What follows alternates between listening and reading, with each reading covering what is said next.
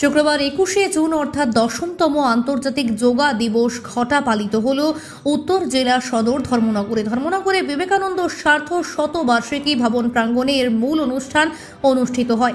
উপস্থিত ছিলেন বিধানসভার অধ্যক্ষ তথা ধর্মনগরের বিধায়ক বিশ্ববন্ধু সেন, পুর পরিষদের চেয়ারম্যান প্রদ্যুৎ দেশ সরকার, জেলা পরিষদের সভাধিপতি ভবতোষ দাস, উত্তর জেলাশাসক ও সমাহর্তা দেবপ্রিয় বর্ধন, জেলার পুলিশ সুপার ভানুপদ চক্রবর্তী, জেলার মুখ্য স্বাস্থ্য আধিকারিক, শিক্ষা অধিকর্তা এবং ক্রীড়া ও যুব কল্যাণ দপ্তরের অধিকর্তা সহ বিভিন্ন দপ্তরের কর্মকর্তারা।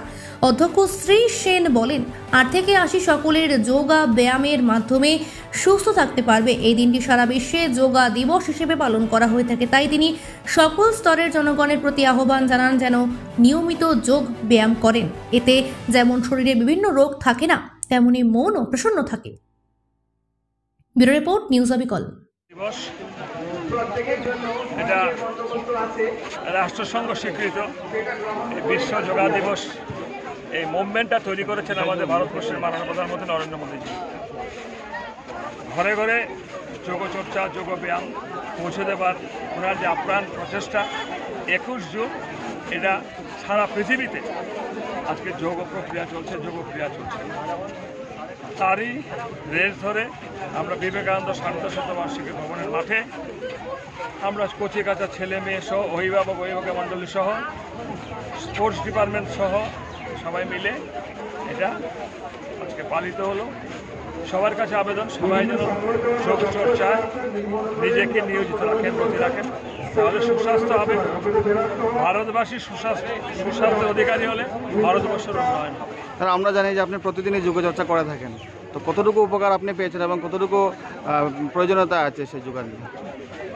আমাকে দেখে বুঝতে পারছো না ভাই, যে অ্যাকচুয়ালি পরিশ্রমের অসীম ক্ষমতা পাওয়া যায়। মাথা ঠান্ডা রাখে, মন মানসিকতা ঠান্ডা রাখে, শরীরটা ফিট থাকে। অসুখ হবে, রোগ হবে, কিন্তু পরিমাণ অনেক কম। আর এই যে কোভিড থেকে যখন বলছিল যে সবাই কেউ বাড়ি থেকে বেরোবেন না, কোভিড যখন শুরু হয় তখন আমার বয়স 67, কোভিড হওয়ার পরে তো বেঁচে ফেরালো ভগবান ঈশ্বর, ঠিক আছে? একমাত্র স্বাস্থ্য চর্চার কারণে। মৃত্যু তো একদিন হবেই, কিন্তু শরীরটাকে সুস্থ রেখে মানুষের কাজ করে যেই কাজে যুক্ত আছি রাজনীতিতে, মানুষের সেবা করা। শরীর সুস্থ হলে মানুষের সেবা করা যাবে না, দেশের সেবা করা যাবে। শরীর সুস্থ আছে বলে মানুষের সেবা, দেশের সেবা করতে পারছে। সুতরাং ঈশ্বর ফিট রেখেছে।